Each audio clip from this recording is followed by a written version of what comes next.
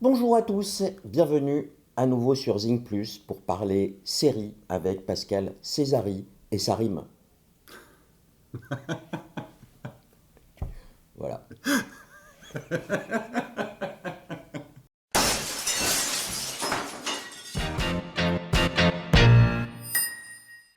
On va voyager en Asie. Ce que j'apprécie, alors on n'est pas du tout sponsorisé par Netflix ni par aucune chaîne, mais ce que je vais apprécier C'est sur... nous qui sponsorisons Netflix. Oui, c'est en fait Ces c'est abonnements. l'inverse.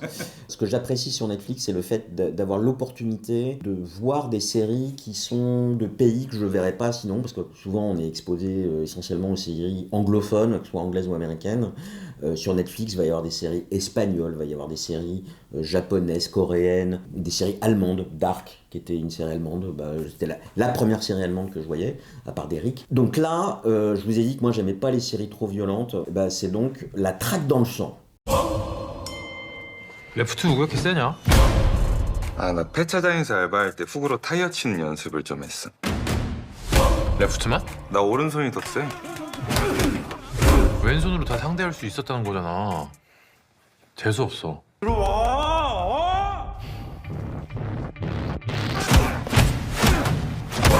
그 친구들도 보통은 아닌 것 같아요. 30명을 밀어버렸어요. 형은 돈이 중요해? 돈보다 중요한 게 뭐가 있어?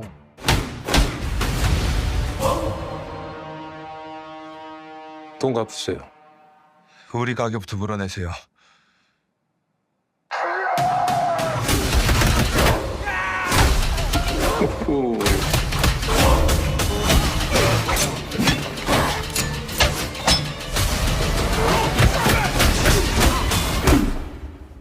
애들 목 다 알았지? 파이팅!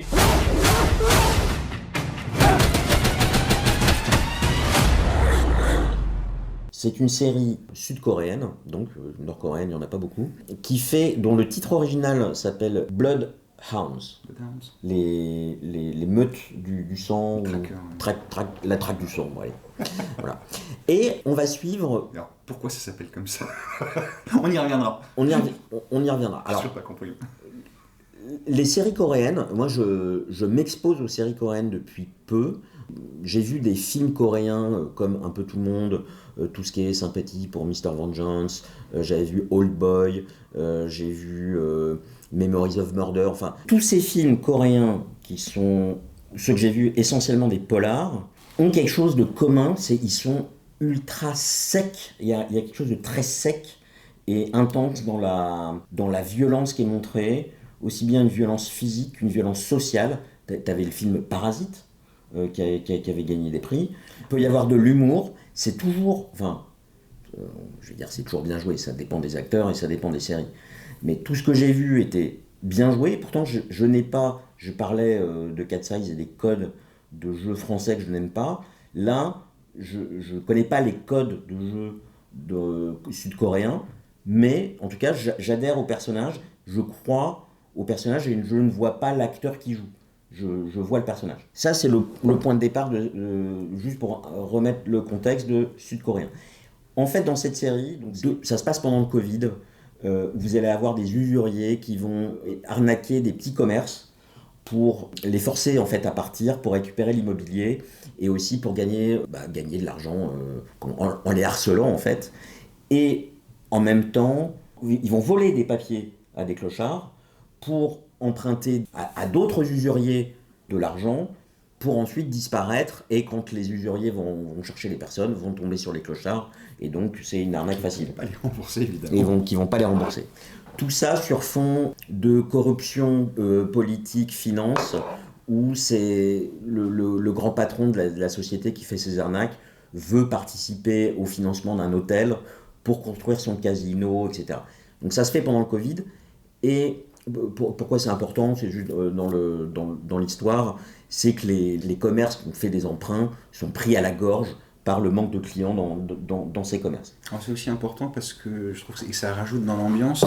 On est quand même dans une espèce de ville un peu fantôme. Oui, on est dans une ville un peu post-apocalyptique. Les rues sont très très vides. Ouais. Et c'est spécial. Ouais, c'est vrai qu'il y a un côté post-apocalyptique, presque comme dans les films 28 jours plus tard. Dès qu'on croise quelqu'un dans la rue, c'est potentiellement un des protagonistes du film, tellement personne ne sort, quoi. Donc on va suivre plus précisément le fils d'une commerçante qui se trouve est champion de boxe. Je ne sais pas quelle ligue c'est, une ligue quand même relativement amateur, qui devient copain avec l'autre finaliste du championnat de boxe qu'il gagne, et c'est un championnat de boxe qu'il gagne alors qu'il n'y a personne dans les gradins, puisque justement ça se fait pendant le Covid. Ce personnage, j'entends déjà hurler Pascal, est assez naïf, assez gentil, c'est un peu le petit poussin qui sort de l'œuf. Il est très naïf et très gentil. Il est trop gentil. C'est un gentil. Il est très très gentil. Et de l'autre côté... Pourtant, je suis gentil. Voilà. Et quand son téléphone sonne et que c'est sa maman, le sous-titre, quand on voit le truc apparaître en coréen, c'est « Maman chérie ». Je ne sais pas si tu avais vu ça. Je n'avais pas fait attention. Ah, c'est maman chérie. Voilà, il est très gentil avec sa maman, il est très gentil avec tout le monde. Et c'est important pour un héros. Son partenaire, c'est un peu le sidekick à l'inverse, quelqu'un de beaucoup plus réaliste dans ses rapports au monde, qui valorise pas mal l'argent. Et alors, moi je ne connais pas le contexte de la Corée, mais le bœuf a l'air d'être quelque chose de très cher. Parce qu'à chaque fois, il demande, quand on lui dit bah, je viens, si tu veux, je t'invite à déjeuner, il dit bah, j'aimerais bien du bœuf. Et à chaque fois, il se fait embarrasser en disant attends, quand même pas, hein, c'est trop cher. Ah, et ça montre, alors c'est pas unique sur cette série-là, mais moi je connais pas la société sud-coréenne. Je suis allé à Séoul une fois, c'est une ville que j'ai énormément appréciée. En termes d'effervescence, en termes de dynamisme, j'ai trouvé ça absolument extraordinaire.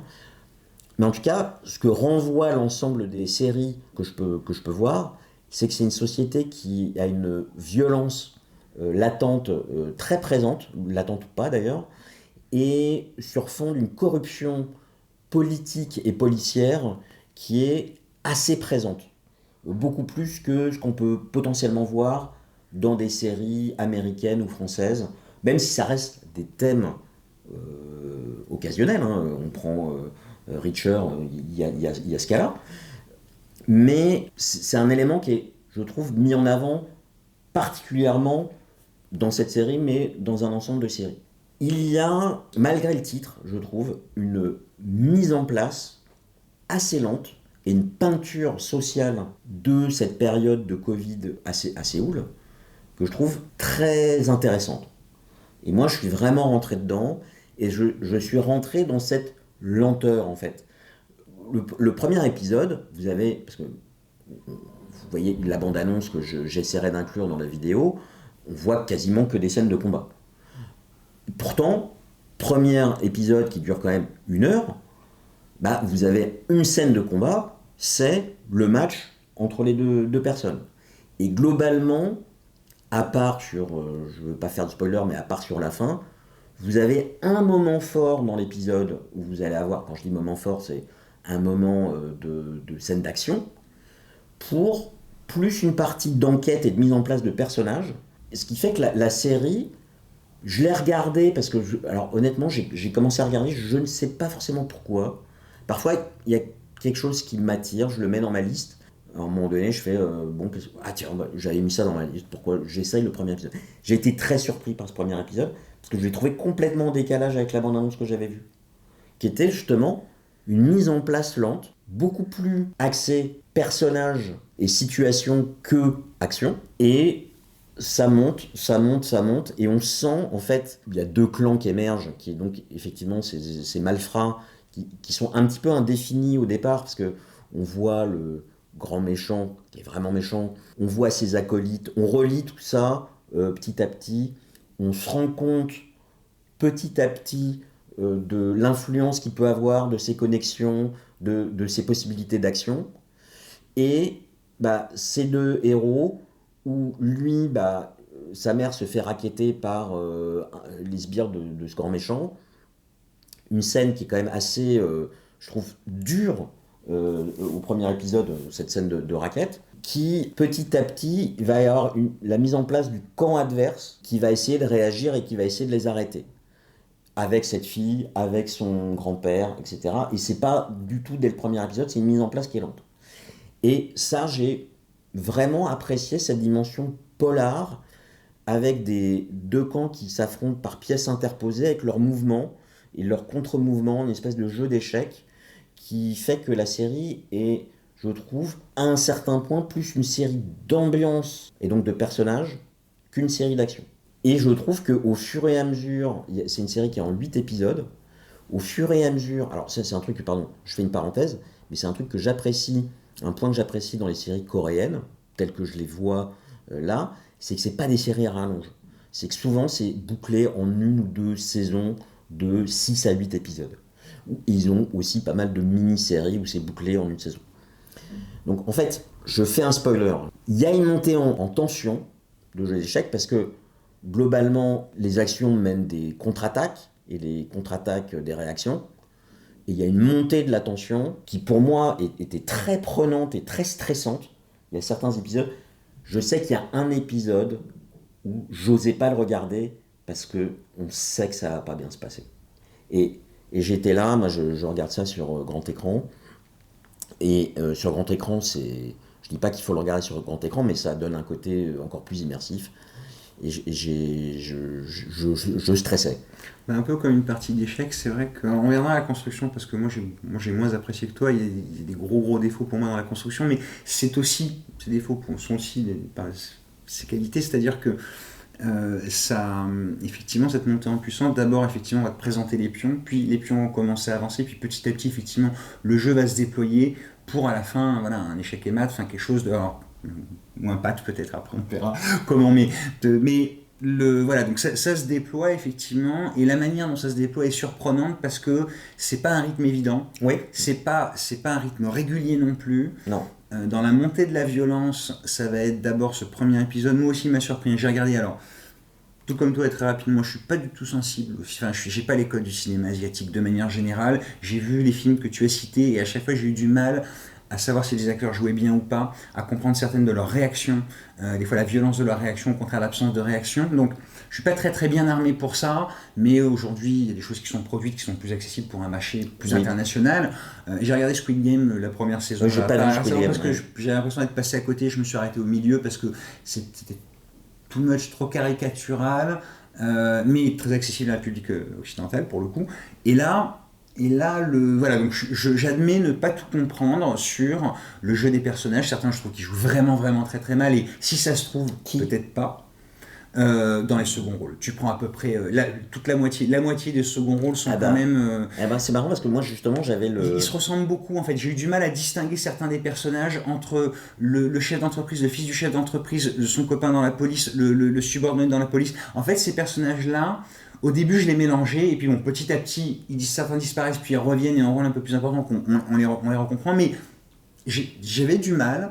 Alors c'est aussi l'attitude asiatique, peut-être coréenne, mais dans la raideur, dans des émotions peut-être un peu plus intenses. Ouais. En tout cas, voilà, je suis pas armé pour comprendre ça, donc je reconnais volontiers passer à côté d'un certain nombre de choses qui me feraient apprécier davantage.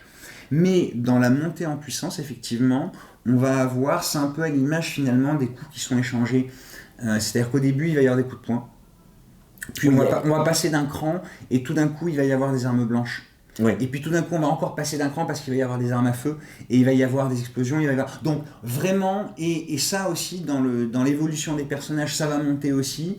Je trouve ce qui est intéressant, alors ça le fait pas au même rythme, pour moi il y a le premier épisode, puis il y a les 5 suivants, puis les 2 derniers. Tout à fait. Et dans la narration en plus il va y avoir une rupture à un moment donné, on va se retrouver plusieurs mois plus tard. Dans la cohérence de toute cette histoire là, j'ai eu du mal avec ce rythme qui est très fluctuant et très bizarre, et le ton aussi, je trouve, des épisodes, à la limite, peu le rythme qu'ils veulent, mais le ton de chaque épisode en fait est différent, très différent finalement du début à la fin, parce qu'au début, on s'échange des petits coups de poing et on prend rien au sérieux. La vie est simple. Je trouve pas du tout. Pourquoi je trouve pas du tout? Il y a des choses méchantes. Ok, ils se font raqueter, ils se font un petit peu taper. Je trouve que la situation de départ... Mais c'est pas grave, on va se débrouiller. Non, la situation de départ, je trouve qu'elle est extrêmement dure. socialement, et en fait... Oui, mais personne n'est vraiment blessé. Il y a quelques petits coups, mais ok, les gens qui sont expulsés. Enfin, il y a pas. Non, alors je veux pas faire de spoiler sur la fin du premier étage, mais quand tu dis qu'il y a personne qui est blessé, il y a quelqu'un qui est sacrément blessé. Oui, les gens qui sont ok, mais Et pourtant les personnages continuent à prendre ça. Je trouve juste. Je trouve pas du tout. Je trouve que justement, toi, je suis d'accord avec toi que le personnage principal il est trop gentil. Par contre, je trouve qu'il est justement, il déborde d'émotions. Et il déborde d'émotions. Il est extrêmement inquiet. Il est. Oui, mais un peu trop aussi. C'est-à-dire qu'à un moment donné, il est dans une situation où il sait. Enfin. Il est trop naïf, il est trop gentil, Non mais il se lance dans quelque chose qui va être assez puissant. C'est presque une quête initiatique.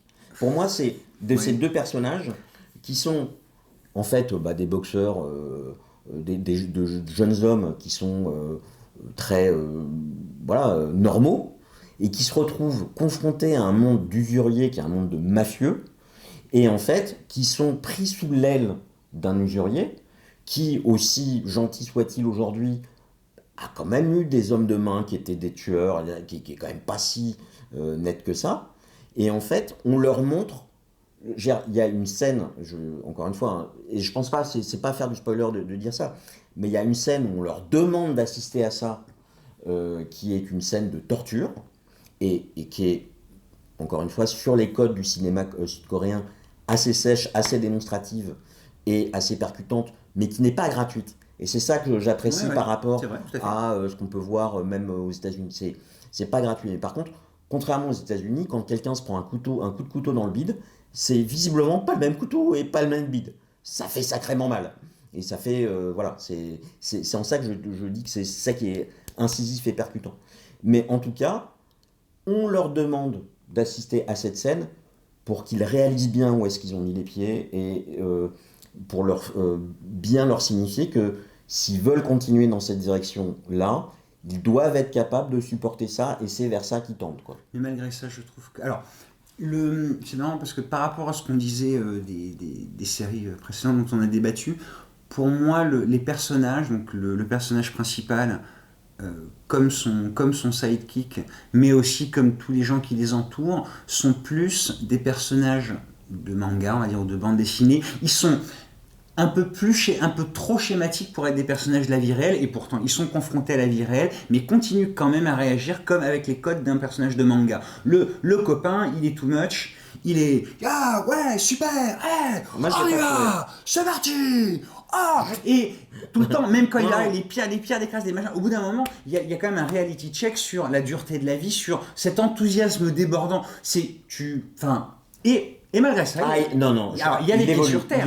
Il évolue aussi, mais... Il évolue. En fait, globalement, je trouve que les deux perdent leur naïveté. Ils sont un peu too much, évidemment, ils vont perdre leur naïveté, et la fin, donc ça évolue, justement, l'évolution est très intéressante, parce qu'il commence à y avoir de la violence, des vrais... En fait, il n'y a pas de mort dans tout ça. Au début... Il n'y a pas de mort. Au début, les choses paraissent légères parce que, voilà, c'est des racketteurs, c'est des machins... C'est moi qui parle, c'est ma série. Je suis pas d'accord du tout sur le fait que c'est léger au départ. Je trouve que personnellement, j'ai pris très à cœur ce qui se passait dès le premier épisode et dès la fin du premier épisode, qui est pour moi assez choquante. Et tout ce qui s'ensuit, cette quête de l'argent pour sortir de l'emprise de cet homme. Toi, tu dis qu'ils prennent les choses à la légère, j'ai pas trouvé du tout. Et en fait, justement, l'émotion que génère ce Mr. Choi, qui lui fournit l'argent, qui lui permet de s'en sortir, où là, il en perd ses mots et il se met à pleurer parce que... C'est un hypersensible, écoute. Non, mais il va se mettre à pleurer. Non, il se met à pleurer. la lèvre qui bouge. Et puis... Non, il est seul. Il est sorti de chez lui parce qu'il avait un coup de fil du gars qui lui dit voilà, je vais régler tes problèmes, etc. Et il pleure, et c'est pas des pleurs de joie. Il pleure de la bonté de la personne qu'il a en face. Pour moi, c'est pas comme ça que je le prends. C'est un mélange de soulagement et de souffrance. Il est submergé. Pour moi, c'est de l'émotion pure. Peut-être qu'il croyait plus que justement une telle bonté existait quelque part. Non, pour moi, ce n'est pas en lien avec la bonté de la personne qui le tire de là. C'est en lien avec une espèce de libération par rapport à une situation qui est totalement oppressante Jusqu'à Oui, présent, alors, c'est des pleurs, un mélange d'émotions et de soulagement. Mais je condamne pas tout à fait le jeu des acteurs parce qu'effectivement, le côté schématique fait que. Mais il faut, pour toute histoire, des candides. Mais Justement. c'est en ça que je trouve que Si c'est le pas gars si connaît schématique. S'ils connaissent tous la vie, non, mais. Tu vois, je Leurs suis caractères d'accord. sont schématiques. Je suis d'accord avec toi il qu'il est quand même gentil. tellement gentil. Il est tellement- gentil, mais il est. Mais même quand il est désemparé, il reste très calme. Il est un peu cette espèce de petit oiseau frais. Bah, comme Richard, hein, quand il est très Non, calme. mais c'est pas le même calme. Je pense qu'il sous-estime en fait l'ampleur de la Non. situation dans Oui. laquelle il est. Mais petit à petit, il la découvre. Et c'est ça que je trouve intéressant. C'est un ressort dramatique qui est toujours très efficace d'en mettre plein la gueule de héros et de faire monter une espèce de souffrance et de pression sur des héros jusqu'à ce que, en fait, toi, en tant que spectateur, tu cherches à ce qu'ils se vengent. Et en fait, là, ils s'en prennent quand même plein la gueule. Et en particulier, ce que je trouve qui est très bien montré, c'est l'asymétrie des règles de jeu. C'est-à-dire que d'un côté, tu as ces deux gars qui sont gentils, qui veulent pas toucher à une arme blanche, qui sont des boxeurs et qui veulent tout régler avec leurs poings. Bon, c'est pas Jack Reacher, mais pas loin. Et qui vont faire des attaques et qui s'attendent à avoir un peu de répit dans la contre-attaque ou en tout cas une certaine gradation dans la contre-attaque, alors que de l'autre côté, c'est des ripostes éclairs non graduées. Alors, je suis pas d'accord parce que justement, la riposte éclair non graduée, pour moi, elle arrive très tard dans la saison. Justement, Parce qu'elle est pareil. empêchée. Je vais faire un spoiler, ils essayent d'enlever la mer. Non, mais les méchants, ils se tournent les pouces pendant tout l'épisode en disant bon, ok, c'est un peu pour la gratter, mais. Et au bout d'un moment, ils disent ok, on va les supprimer, on va y aller quoi. Pourquoi Non. ils laissent autant de temps Parce que- libre? Ils savent très bien qui ils sont, Non. ce qu'ils sont en train de faire. Justement, ils mettent plusieurs épisodes à comprendre qui est en face d'eux, et quand ils savent qui est en face d'eux, ils ne savent pas où ils habitent. Et- non, il y a une vraie enquête côté méchant, et justement, c'est là que tu as une asymétrie, c'est que eux vont utiliser des réseaux, la police, etc., et que derrière, une fois que tu as les infos, j'y vais en mode totalement débridé, je n'ai pas de règles et je n'ai aucun scrupule. Les autres sont en fait en face, incapables d'imaginer que ces gars-là iront jusque-là. Alors, ça crée un crescendo jusqu'au 6e épisode. Effectivement, il y a une rupture, une espèce de relâche de tension, en fait. Arrive ce qui devait arriver. Arrive ce qui devait arriver. Et je vais être d'accord avec toi sur le fait que je trouve que c'est en particulier vrai sur le dernier épisode. Il y a un problème de ton où, ce que je n'ai pas du tout trouvé avant, il y a quelques scènes qui virent un peu à la blague. Où tu te dis, mais je comprends pas. Tout à coup, ils t'introduisent des notions presque de comédie. Il s'est passé des trucs lourds et effectivement, les personnages qui ont pas trop réagi, enfin, pas plus que réagi comme ça, et ont évolué.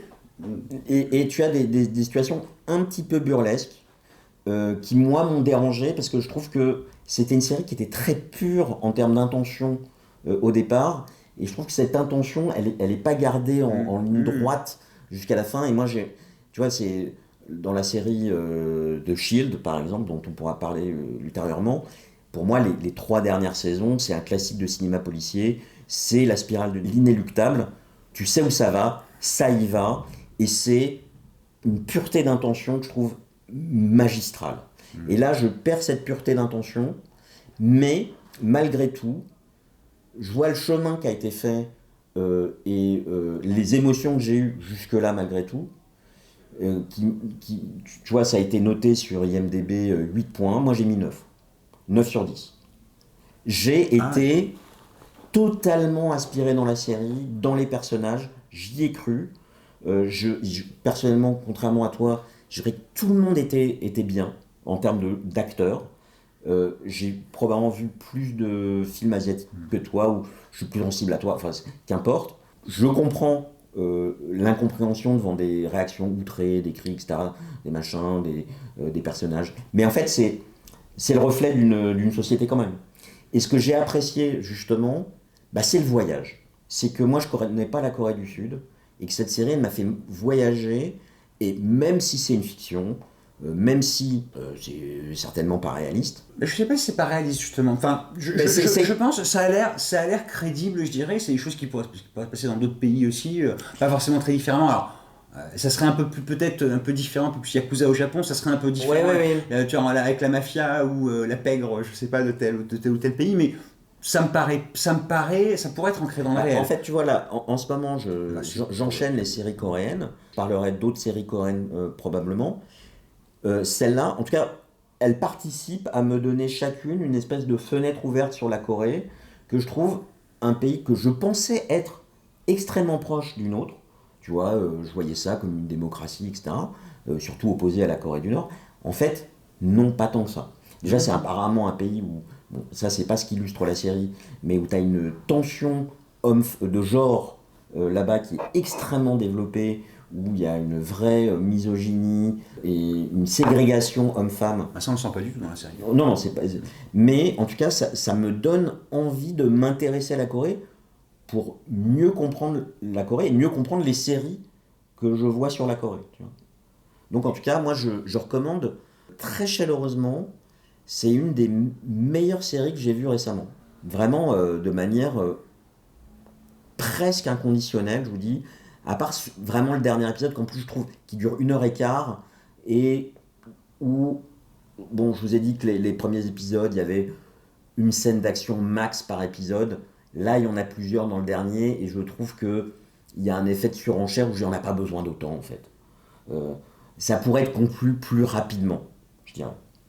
Justement, aussi environ ces scènes un peu burlesques. Écoute, et ils annoncent une saison 2. Ils annoncent une saison 2. Alors que, je vous dis, l'histoire est terminée. Hein. En 8 épisodes, vous avez en tout cas terminé un arc de manière complète. Oui, ça pourrait tout à fait s'arrêter là. Oui, on peut s'arrêter là. Donc tu recommandes chaleureusement. Moi, je vais aussi la recommander parce que, justement, malgré tous ses défauts, alors, Claire, moi j'ai été la voir parce que tu m'en as parlé, tu l'as chaudement recommandé, et j'ai aussi été voir la note sur IMDb où j'ai vu 8, donc pour moi 8 c'est une très bonne note. Point. Et point 1. Peut-être point 2 grâce à moi, mais... Il y a plus de votes que ça quand même. Je fais pas très confiance quand il n'y a pas beaucoup de votes, mais là il y a plusieurs dizaines de milliers de votes, tu peux commencer à dire ok. Et moi j'ai été... en fait j'aurais pas dû regarder la note parce que j'ai regardé toute la série en m'attendant à mes critères d'avoir un 8. Et moi je la noterais, mais selon mes goûts, plutôt entre 6.5 et 7, c'est-à-dire que je reconnais qu'ils ont tenté beaucoup de choses. Il y a quand même, pour moi, trop de maladresse pour mériter quelque chose, pour dire c'est parfait ou mettre un 9 ou vraiment dire c'est une des meilleures séries que j'ai vues, mais c'est une série qui finalement est plus attachante que ce à quoi je m'attendais, malgré le fait de ne pas être armé avec tous les codes de coréens, je dirais, ou asiatiques. Et justement le fait d'avoir des ruptures de ton qui moi me gênent. Mais c'est vraiment le dernier épisode pour moi. Non mais pour moi justement la rupture de ton elle est permanente parce qu'il change 3 ou 4 fois de ton, c'est-à-dire que plus ça va par phase, plus ça se durcit, même si certains personnages justement ne suivent pas forcément le ton qu'ils devraient avoir par rapport à l'histoire, jusqu'à la fin où c'est très très sérieux et pas complètement non plus. Il y a des personnages, il y a dans la construction de l'histoire, justement, c'est un petit peu bancal parce que c'est pas un rythme régulier, mais c'est voilà, un petit bloc, un gros bloc, un bloc moyen. Il y a des personnages qui disparaissent, qui pourraient revenir. On ne sait pas trop pourquoi ils ne reviennent pas finalement. C'est un peu dommage. Moi, je trouve ça bien. Il y a le trio entre justement les deux amis et la fille du vieil usurier de Choi. Il y a une dynamique qui est intéressante. Ils la font sortir un peu de sa coquille. Il se passe un truc avec elle. Je trouve ça dommage. Ne spoil pas. Non, mais que sur la fin, on la voit moins en fait. Qu'elle disparaisse de cette dynamique, voilà. Mais moi, je trouve ça bien. Je trouve ça bien dans le sens où c'est des choix radicaux qui, justement, ça ne va pas là où tu penses que ça va. Et pour moi, sur les acteurs, il y en a très peu qui m'ont bluffé en termes de jeu d'acteurs. Je ne reconnais pas avoir tous les codes, mais je trouve que trop d'acteurs, pour moi, jouent soit pareil, et non pas... Alors, l'intensité, il y en a beaucoup, elle est contenue pour beaucoup, donc je le reconnais. Mais il n'y a pas... Alors, ça se passe pendant le Covid, il n'y a pas beaucoup de personnages aussi. On ne croise pas beaucoup de gens, il n'y a pas beaucoup de personnages secondaires, donc d'où l'importance de ceux qui sont là, parce qu'on va les voir souvent. Et pour moi, ça manquait un peu d'épaule, mais peut-être qu'ils n'avaient pas le budget, peut-être que justement, je trouve je ne sais pas quels moyens ils ont eu, le résultat est... Moi j'ai trouvé ça agréable, j'ai regardé jusqu'au bout et sans trop m'arrêter finalement, parce qu'on a envie quand même de savoir ce qui se passe. Mais avec un ton qui... il manque une cohérence de ton et de ligne éditoriale, je dirais, qui aurait été qui en aurait fait pour moi quelque chose de plus classique. Mais c'est une histoire, voilà, une histoire d'apprentissage par la douleur d'un grand naïf qui est accompagné de son copain qui lui est moins naïf, et voilà, il y a une dynamique et ça va jusqu'au bout. Ils vivent des choses, effectivement. Il y a des chouettes combats, il faut le dire quand même, on l'a pas beaucoup dit, mais les scènes d'action sont pour moi. Il y a des. Je voyais, c'est la sécheresse, c'est le côté, dans tous les sens du terme, très percutant. Mais toi, tu mets combien à Reacher ? Alors, Reacher, moi je lui mets ce que ça a sur IMDb. C'est-à-dire que Reacher, ça doit être à 8 aussi. Et je lui mets un 8 parce que, alors, pour tout ce que j'ai dit, c'est-à-dire que pour moi, Reacher, ça peut pas atteindre un 9 ou un 10. Enfin, il faudrait vraiment reprendre un scénario, le retravailler, le truc, en faire un truc genre le polar. Et là, ok. Mais dans l'adaptation du roman, les personnages sont justes, l'histoire avance bien. Saison après saison, ça se construit en étant fidèle au roman. C'est très réussi, voilà. C'est un très bon roman de plage, donc... Voilà, okay. En tout cas, moi... Tu mettrais moins. Je mettrais 6,5. Ouais, mais voilà, mais donc c'est pour montrer la symétrie de nos avis, quoi. On n'est pas forcément sensible à la même chose, on n'a pas la même approche avec la culture de ce qu'on a lu ou vu autour, etc. Donc, voilà, vous avez les deux avis. En tout cas, entre 6,5 et 8 ou 9, on est plutôt sur des choses qui sont quand même, qu'on vous recommande quand même de voir. Oui. On passe un bon moment. La traque dans le son. Regardez, lancez-vous dedans et vous verrez si... Voilà. Alors, outre le titre, alors pourquoi la traque dans le sang ? Parce que, en fait, cet usurier méchant lâche ses chiens de chasse. Lâche ses chiens de chasse. Voilà, donc c'est vraiment le côté... et d'ailleurs, le petit vieux les prévient en disant, si vous continuez dans cette voie-là, il va lâcher les chiens, quoi. Ouais, d'accord. Bon, d'accord, ok. Voilà, écoutez, en commentaire, vous pouvez nous dire si on vous a donné envie de regarder une des séries ou l'autre, ou les deux. Et si vous les avez déjà vus, dites-nous ce que vous en pensez. C'est intéressant ça. Donnez-nous une note. Ouais. À bientôt. À bientôt.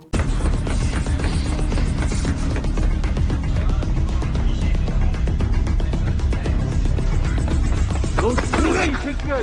뭐야 이 새끼야! 가라고 새끼야! 야! 꺼져라고 새끼야! 이 새끼가 야! 야!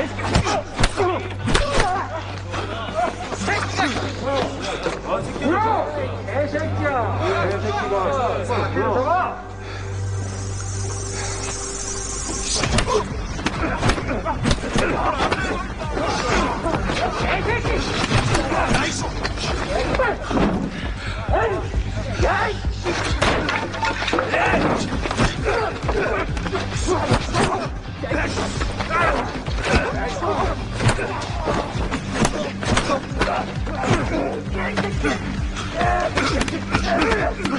Ah!